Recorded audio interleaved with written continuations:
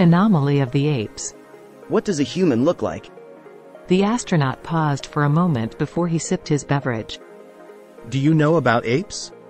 Of course, the barkeep responded. They're a prevalent species in evolution. They're group-living, omnivorous beings, right? Notably bold, adaptable, and intelligent. In essence, a human is like an ape, but tailless and almost hairless, yet they have a preference for donning the pelts of other creatures.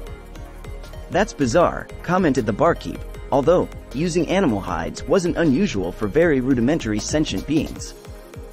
Yeah, besides that, they consume carrion. Apparently, their ancestors were a unique type of scavenger ape, and they've retained their preference for decaying meat. They tend to refer to it as preserved or matured, but they genuinely enjoy the taste of decayed animal flesh. They've achieved space travel? It's hard to believe, isn't it? You'd be astonished by the impact of their meat consumption on their environment.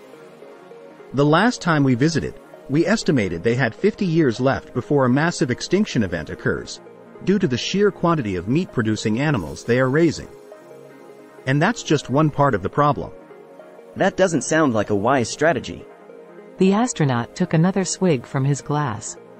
Interestingly, they had unleashed nuclear weaponry on civilians before they even unearthed transistor technology.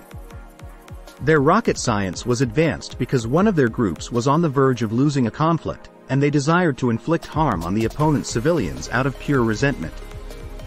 That sounds very disturbing, remarked the barkeep. Indeed, but it's unlikely they'll be around next time we pay a visit. Are they sorting out their issues? Inquired the barkeep, his tone filled with surprise. On the contrary, data indicates that only a small fraction, about 4%, of civilizations that resort to nuclear weapons before establishing an interplanetary society make it through the next 100 years. Hence, they're already living on borrowed time. Additionally, they've managed to devastate their ecosystem like never before.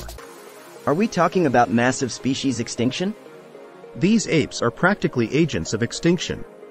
They were causing other species to disappear even before the invention of the wheel.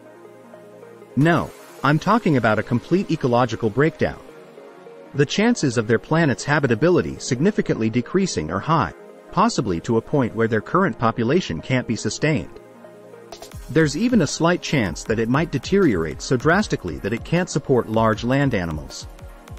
The astronaut stared at the remains of his drink, a frown forming on his face. Are you planning to step in? The team was inclined to do so. But we forwarded it up the command hierarchy, and essentially, they informed us that we don't have sufficient resources. It's better to let the apes self-destruct and start afresh. That's quite unfortunate. That's the universe for you, concluded the astronaut. It's tough when you're at the bottom.